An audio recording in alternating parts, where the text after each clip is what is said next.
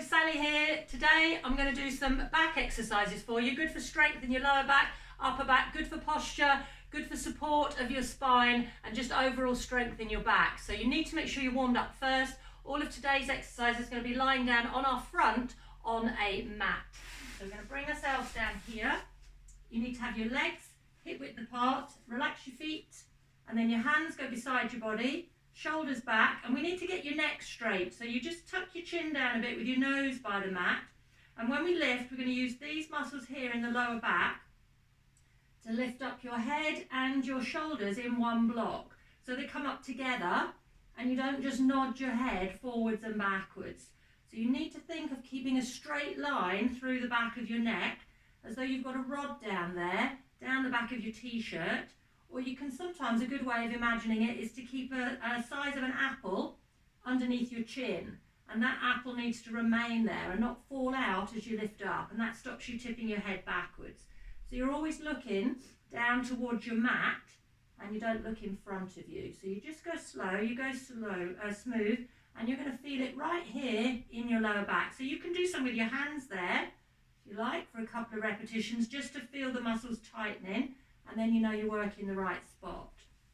So then if you just relax your arms beside you, and we need to make sure that the whole time you relax your jaw. So you've got to make sure you're not gritting your teeth, holding your breath. You just breathe normally, and it isn't a big movement, but it's nice and smooth. So you just float up and down, and just going gently, keeping your shoulders a long way away from your ears. So they're not riding up and they're not rolling forwards either. So we've got good posture there in the upper back. So just going gently. It starts to feel a bit easier after a few when your back loosens up and it moves a bit smoother. So with each lift we do now, I'm going to add an arm lift, one at a time, just picking your hand up away from the floor. So we'll alternate arms, just lifting your hand off the mat, but keep the head lift in the middle, still with that apple-sized gap under your chin, and still relax your jaw and breathe normally. So you just have to remember all of those things the whole time. And again, just feeling that spot in your lower back that you touched earlier as you pick up your hand. We'll do two more.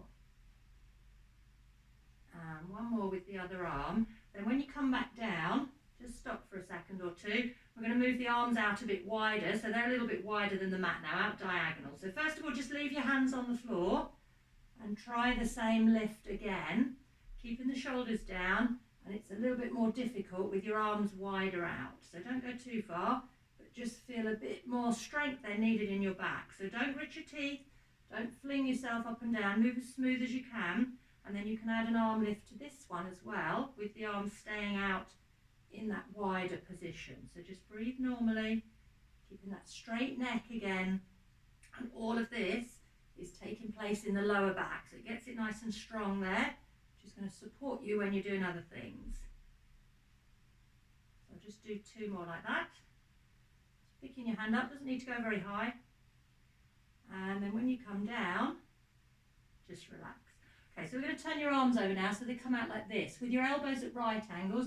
Still need the shoulders down, and then your hands just lay really light on the floor, so without using your hands to push you up, still use your back to pull you up, so it's still coming from the same place. So we keep the shoulders down again, and then you've got to make sure that you're not pushing any weight at all through the palms of your hands. And just keeping that apple-sized gap again under your chin. And this works a little bit more intense in your back, tiny bit higher as well, so the whole lower half of your back will be working at once. So I'm going to add an arm lift to this, but to start with, let's just keep it simple and lift just the palm of your hand up on each side. So keep swapping hands again, so you can keep your wrist and elbow on the floor and just raise the palm. And that is enough to make it a little bit harder. You'll feel that through your back each time. Stay as central as you can with your head lift. And then if you've managed that one all right, you can lift the whole arm, which will make it a little bit more difficult for your back, a bit more challenging there. As you lift the whole arm off the ground, keeping the centre, and again, doesn't need to be that high, the arm lift, it's just the fact of it coming off the floor will be enough to load up your back an extra notch. So I'll do one more. Okay, we're going to stay down, so let's leave your head there. I'm not going to lift the head now, I'm just going to do the hand lift. keeping the head still, just lifting each palm in turn. And then you can lift the whole arm. Again, I'm not lifting the head, but lift each arm. Just go slowly so your shoulder blade comes into the middle of your back. And that's good for stopping you rounding your upper back. So that keeps a good posture through the upper part of your spine as we squeeze the shoulder into the middle of your back. So I'm going to do both hands, just the hands first, both at the same time. I'm still not lifting the head, so your nose is just by your mat. And then if you want to, you can do both arms, squeezing the shoulders in towards the middle of your back. But don't grit your teeth here, keep breathing and just feel that through the upper part of your back. And one more. Okay, well done. Bring your hands then underneath your chin now so you can rest your head comfortably on top. We're going to have your legs quite close together and just bend one knee. With the foot flexed on that leg, I want you to lift your knee up and down off the mat. It's not going to go very high, and no tilting over to the other side. So you've got to stay on your front. Keep your shoulders relaxed because they're going to try and naturally tense up a bit here when you pick up your leg. And then just lifting the knee up and down, pushing through the bottom of your foot. So I'm doing that slowly so the leg gets a little brief rest after each one when the knee comes down. Okay, let's change to the other leg. So put that one down. So with your knee bent, we flex the foot and then lifting your knee up and down off the mat. So obviously we're using the back of the thigh here, we're using the hamstring, we're using the cheek, but we're also using the back as well. So you'll feel that your abs are having to tighten a little bit to stop you leaning towards the other side. And then you need to completely relax your shoulders so you're not tensing there while all this is going on with your leg. Just pushing through the bottom of your foot. Two more with this leg. And then just relax that one on the floor. I'm going to go back to the first leg, but let's keep it straight now and point your foot. So keep doing these on the same leg and really feel like you're stretching your leg back. Don't go too high. It makes it worse if you go too high because you lean. So we want to stay on your front and feel you're stretching your leg like it's being pulled back out of your body. So just imagine someone pulling and holding your foot and pulling your leg out from the hip. So it stretches it back. And then again, check your shoulders are relaxed and your head's just resting comfortably on your hands. Two more. And let that one rest then on the floor. Take a second and then your other leg, stretching it back. So again, just lifting and reaching back. So not too high. Point your foot and feel that leg being pulled right through the whole length of the leg. From your toes all the way up into the hip.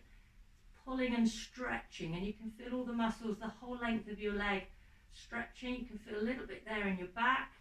Keep your shoulders relaxed and your head just resting there comfortably on your hands. Two more.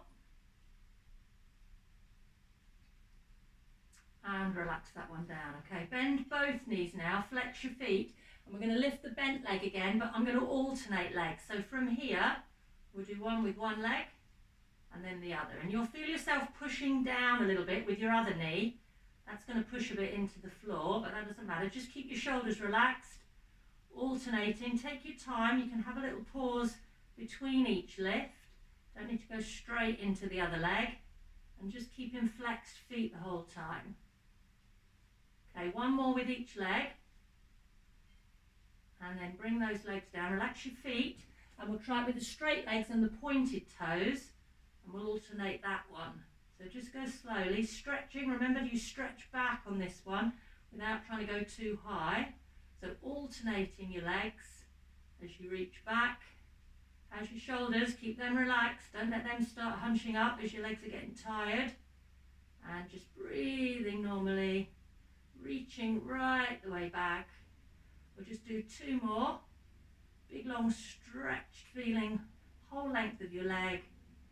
And then relax. Okay, bend both knees, but this time just keep your feet relaxed because we're going to swing your legs together side to side. And this is just a nice stretch for your lower back after you've worked it. So we roll over your tummy and you can feel the weight going onto one hip bone and then the other. So I'm doing this just with the feet relaxed and just swinging across, keeping your head and shoulders still with your head on your hands and just letting the feet sway. Your feet might rub against each other, they might have a little gap, it doesn't matter, but just let them sway from side to side. And then stop on one side with your feet hanging over, so you're leaning on that hip. That'll give you a nice stretch in your lower back before you change to the other side. Just roll right across. And then when you get to the middle, just point and flex both of your feet, flicking them up and down. And finish by circling your feet round at the ankles, and then take them back round the other way. Well done. Just relax your feet, then bring them down to the floor. So from here, we're going to come up onto your hands and knees. The safest way to do it is to use your arms, come onto your side and push up. And then when you're up on all fours, you're going to put a gap between your knees and a gap between your hands, so you're steady there in a rectangle. And then with a rounded curve shape to your back, tuck down your head, tuck under your bottom, and then pull up in the middle, so you make a big arch out of your spine, and that'll stretch the whole length of your back and your neck and your lower back there. So I'm going to reverse that shape. So we go back to a straight back. Just stop when you need to. But if it's comfortable, you can get a dip in the middle and you can look in front of you, but keep your shoulders pushed back.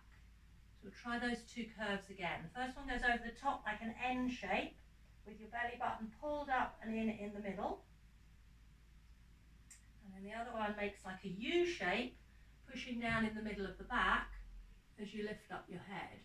Chin up in front, and then try them both once more. So I'm going to hold this one this time. Just hold it with your abs pulled in, and then just swing your hips from side to side, with your head looking down in the middle so you can see your legs swinging across.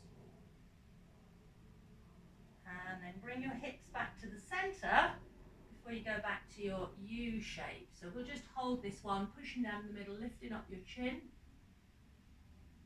And then just going back to a straight back, sit yourselves back towards your heels, leaving your hands on the floor and just bringing your head down. Doesn't matter how far back you sit, but just leave your head between your arms. Coming back up. And from the top here, I'm going to step the hands out to one corner. So they're off to the corner. Keep them shoulder width apart, and then sit back again just as far as you can, bringing your head down and leaving your arms off to that side. And you're going to feel that a little bit more then through your back and your waist and shoulders.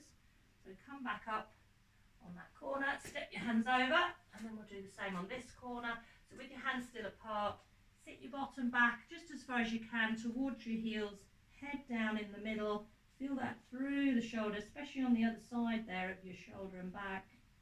And then when you come back up, I'm going to do one more. It's going to be in the middle, but I'm going to have wide arms. So take your arms a lot wider than your shoulders.